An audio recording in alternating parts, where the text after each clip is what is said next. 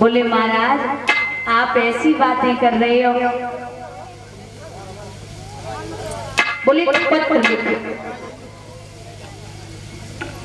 और उस पत्र में लिखना है यादवों के बाबा नंद, मुझे काली देह से 2 छबरियां कमल के पुष्प चाहिए और अगर 2 छबरियां कमल के पुष्प ना आए तो तू सारी यादव बरादरी को जेल में डाल दे। पत्र जब लिखा महाराज भगवान कन्हैया घर पे ना आए, मैया यशोदा बाबा नंद ने जब चिट्ठी पढ़ी है तो बड़े रोए। भगवान कन्हैया आए हैं और बोले हैं मैया हमें माखन रोटी दे दे। मैया यशोदा ने जवाब दियो लाला आज तेरा अंतिम दिन है माखन रोटी का। भगवान बोले अरे बाबरी मैया ऐसा कौन सा पहाड़ टूटने वाला है जो माखन रोटी छूट जाएगी। तू ना जाने हम में और बलराम भैया में कितनी ताकत है। भैया मारेंगे 1 लात तो 60 कोस उड़ जाएगा। मोहन के एक तमाशे में वो नीच न उठने पाएगा। हमें ये बता माँ कि माखन रोटी कहाँ है, भूख लगी है। एक बात याद रखना बुजुर्गों,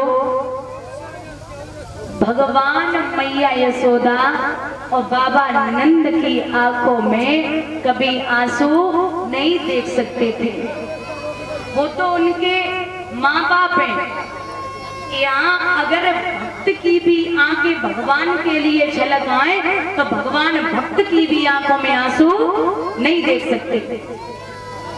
अच्छा एक बात बताइए, जैसे किसी इंसान को बस में किया जाए अपने बस में तो उसे कैसे कर सकते हैं। किसी इंसान को जैसे बस में किया जाए कि आप जो बोलो वो वही करे, तो उसे बस में कैसे किया जा सकता है।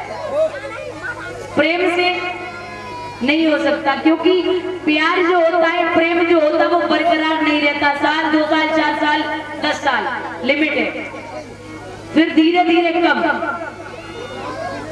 अब लड़ाई झगड़े से या गुस्से से तब तो बिल्कुल नहीं।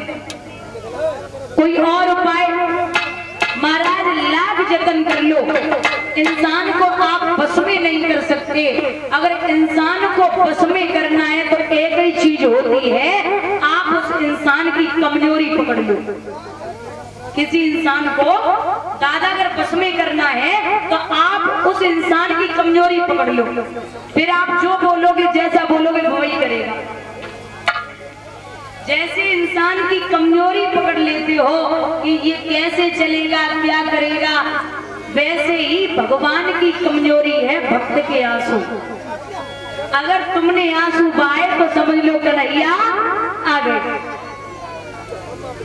भगवान इतना भाव का और प्रेम का भूखा है, भगवान ने दुर्योधन के यहाँ जाकर के 56 प्रकार के भोजनों को नहीं खाया। काका विदुर जी के यहाँ पर भगवान जब पहुंचे तो विदुरानी अकेली घर पे थी, स्नान कर रही थी। भगवान ने कुंडी खटखटाई, मैया हमें भूख लगी है। तो नग्न अवस्था में भागी पड़ी। भगवान ने उठाओ पीतांबर और जब फेंको है तो विदुरानी के शरीर में लिपट गयो। विदुरानी ने बिठाई लियो, कृष्ण क्या बात है, आज काकी की याद कैसे आई। तो भगवान बोले काकी याद का आई, आज हमें बहुत भूख लगी। तो विदुरानी बोली भूख लगी तो यहाँ तो कुछ है भी नहीं, क्या खिला दे। बोले महाराज केले रखे हैं, उन केलों के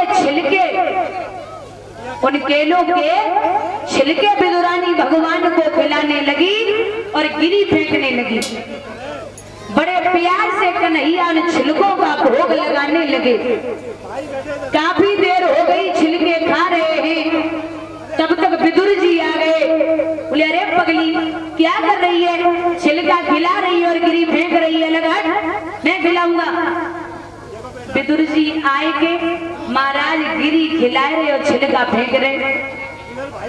काफी देर हो गई तो धीरे से विदुर जी ने भगवान से पूछी है कि कन्हैया हमें जब बताओ जो स्वाद तुम्हारी काकी के छिलकन में है तो वो जो गिरी में है या ना है। तो भगवान बोले काका चाहे बुरा मानो या भला, जो स्वाद काकी के छिलकों में था वो इस गिरी में नहीं, क्योंकि आप जानते हो ये छिलका है और ये गिरी है।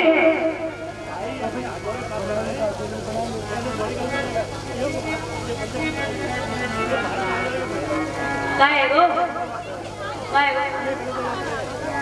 अच्छा वही बैठी हो तो बैठी काय को उठे बैठो तो इतनी चालाक है जी। ये जो रस्सी बंधी है कम से कम जो तो देख ले वो बेनामा कहाँ तक है, वहीं तक बैठो ना, बाहर काय कोई रही होते बैठो जाएगी।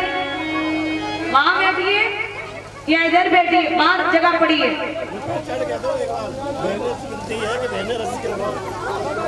हाँ बिल्कुल, अरे इतना बुजुर्ग लोग थे तब भी आप नहीं मानती हो। उठ जाइए उठ जाइए, अच्छा आप उठ जाइए, हाथ जोड़ के निवेदन है, उठो अब सब उठो। देवरानी जेठानी हुई है, एक उठिए ना सब जी उठ जाओ।